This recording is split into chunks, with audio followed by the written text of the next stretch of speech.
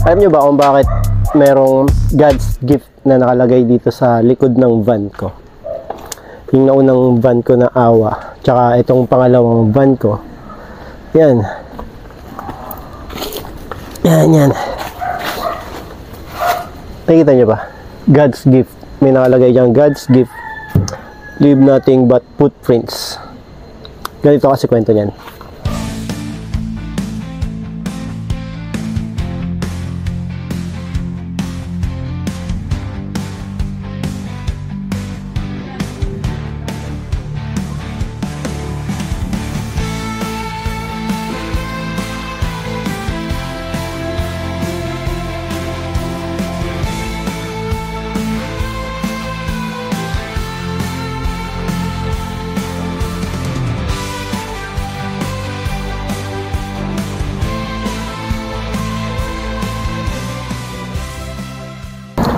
2013 nun, naggagawa na ako ng mga tour packages, mga group tours, and yun, nakuha ko yung barangay ng Campaginaldo.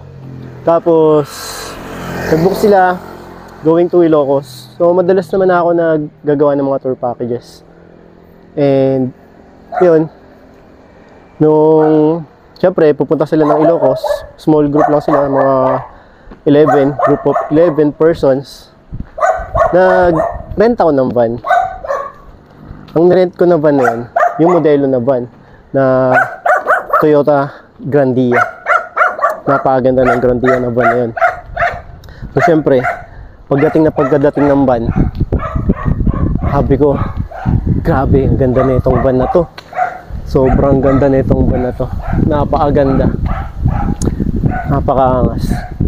Para siyang coaster. So madalas kasi nagpaparent din talaga ako ng coaster. Eh nung nakita ko yung Toyota na van, para siyang coaster.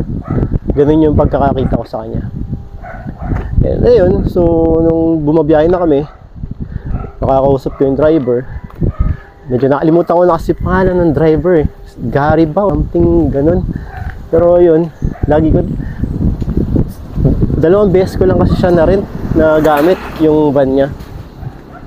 So tinanong ko siya, paano ka nagkaroon ng ganitong van? Paano ka nakabili ng ganitong van? Ganito agandang van. So sabi niya,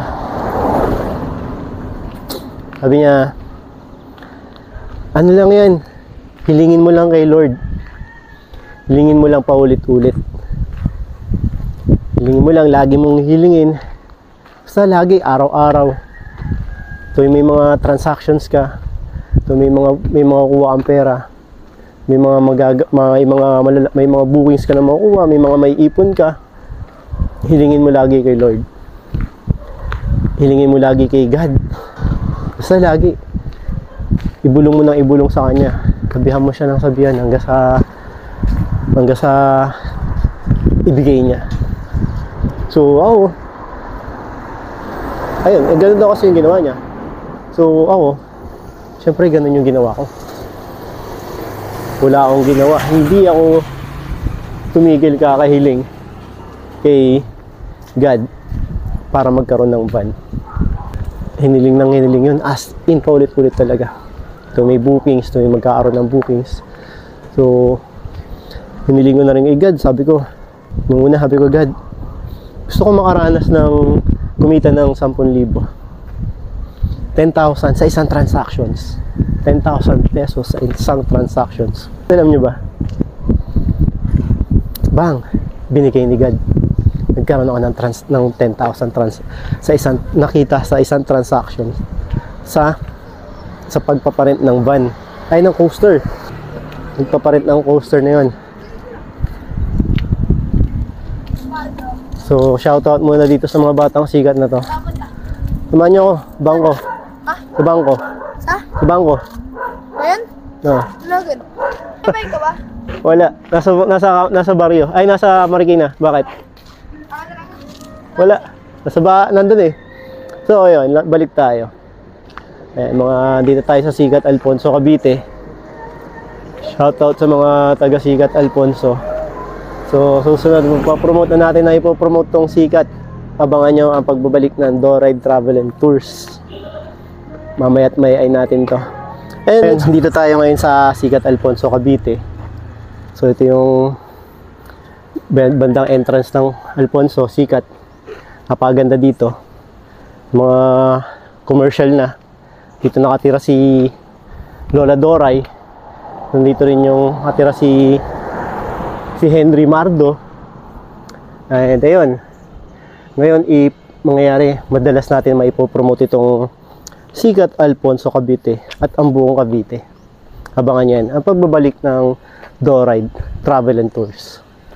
Okay, so balik nga tayo. Binigyan tayo ni God nung 10, binigay ni God yung hiniling natin na 10,000 na kita sa isang transaction.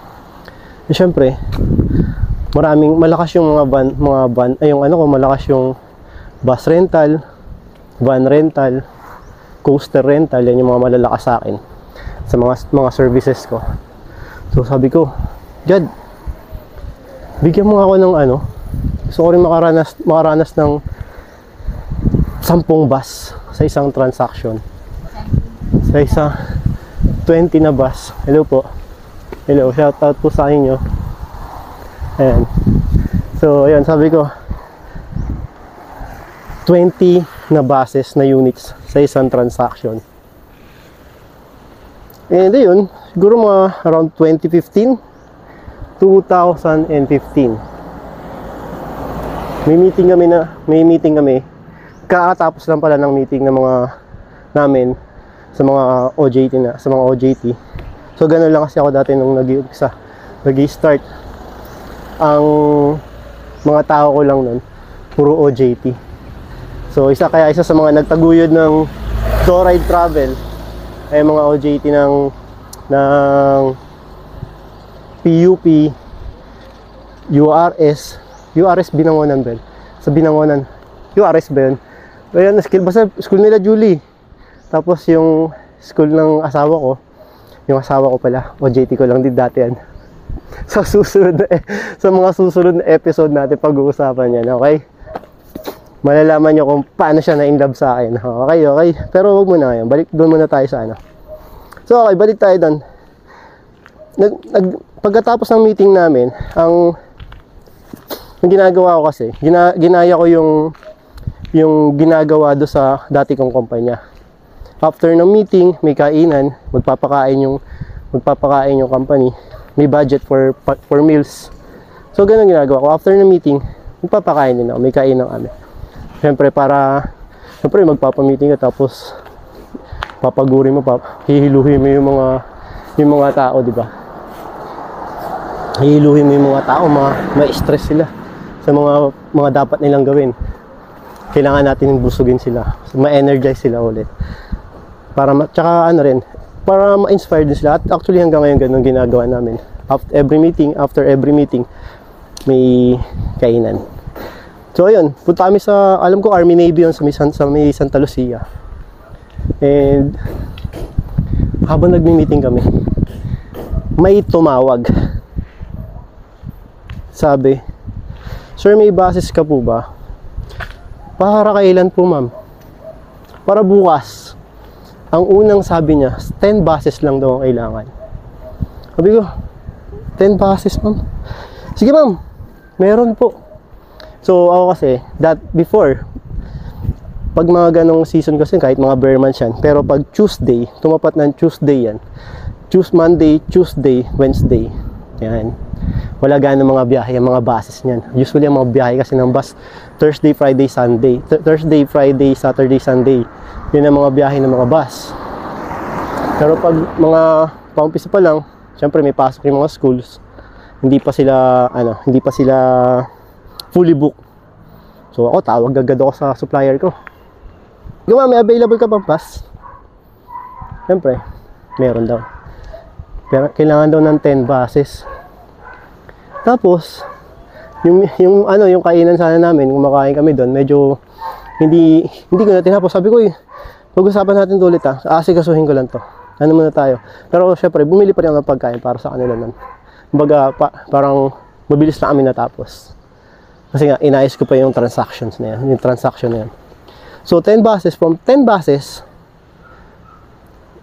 wala akong tulog kasi wala akong tulog nun. Natapos yung meeting mga bandang alas 7, alas 8 ng gabi. Tapos may tumawag. Yun. As in, syempre hindi ako magpapadala ng ganong karaming bus na walang down payment. So nakamotor pa lang ako nun. Minutor ko yung from office to Cainta to ang opisina nila yung nando sa Viluna.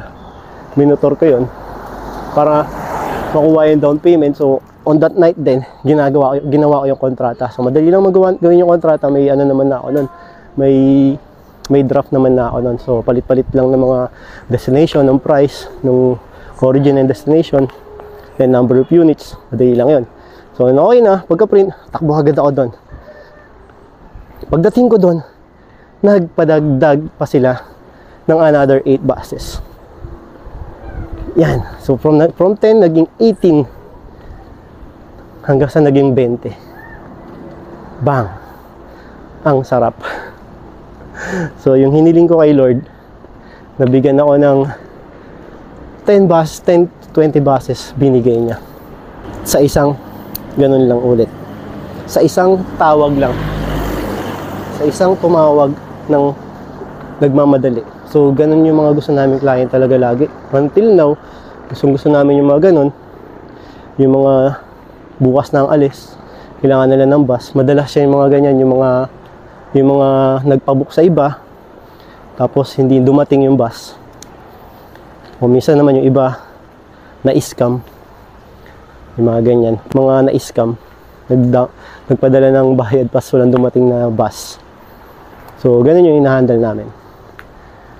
Ayun yung mga gustong-gusto namin i-handle. Ayun, ang ganda ng bahay na to. Diba? Dati bangin to eh. Pero ganyan na siya kaganda ngayon.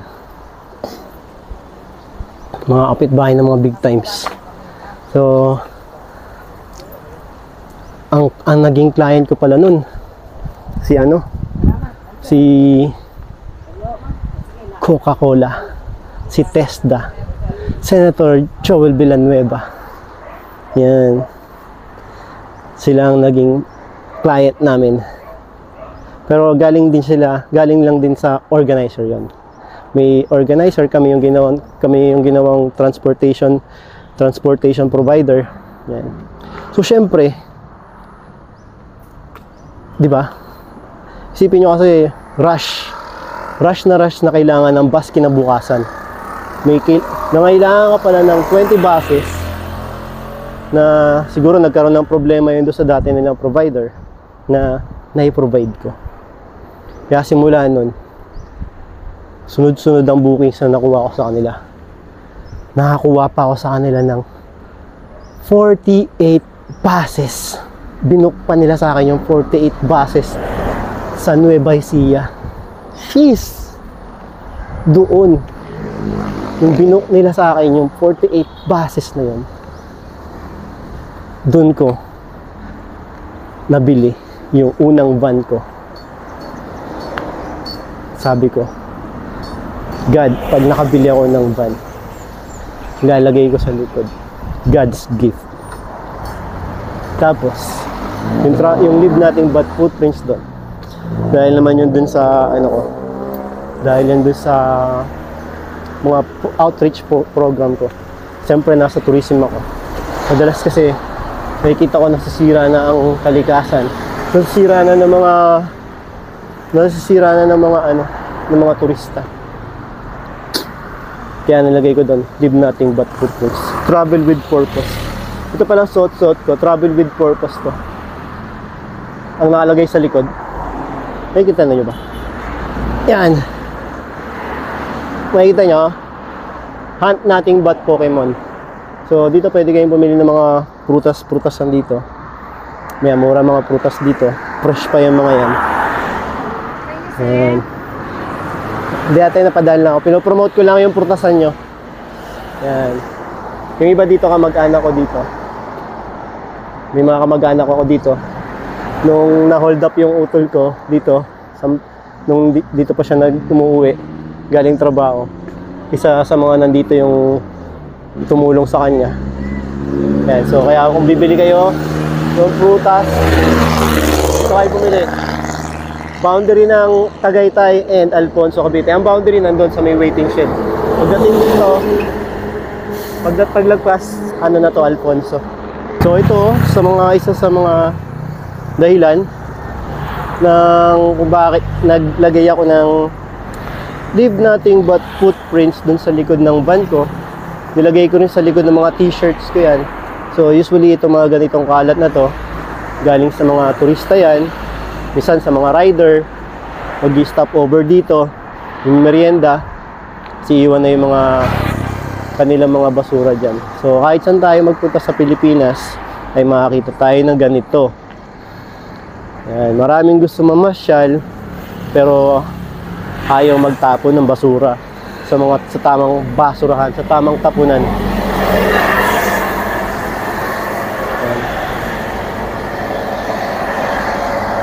So dapat hinuhuli itong mga to eh. Once tapos pag nahuli sila, community service sila. Once na ganun ang ginagawa, magawa yung ganung batas. Ganun dati sa Marikina eh. Pag nahuli ka, magkakalat, magko-community service ka, maglilinis ka, magbabayad ka o kaya magko-community service ka. Sana ganun, ibalik yon sa buong Pilipinas. Gawin sa buong Pilipinas yun. Sigurado lilinis ang buong Pilipinas ngayon. Okay, so yun, ano ko, sa mga doon ko nalaman, napatunayan na sobrang totoo si God. Sobrang napakatotoo ni God. Yung paghihirap ko ngayon, kung bakit ako naging zero at naging negative pa, negative million, hiniling ko rin kay God dyan.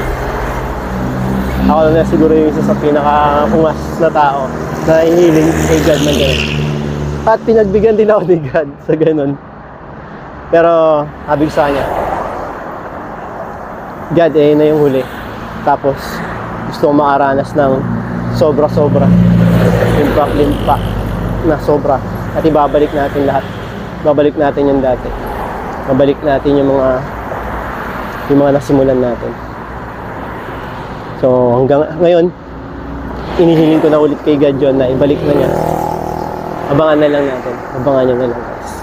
So papunta pala tayong bangko. Lalakad tayo dito sa Aguinaldo Highway, Tagaytay na Sugbu Road. Kaya ito yung mga restaurant, mga gilid-gilid. Napakarami ng mga restaurant dyan. So mapapansin niyo yung mga restaurant dyan.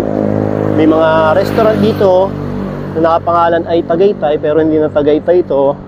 Lugar na to ng Alfonso. Nilalagay na lang ng Tagaytay para syempre medyo catchy pa rin. Kasi yung lamig naman dito, halos parehas din naman Tagaytay.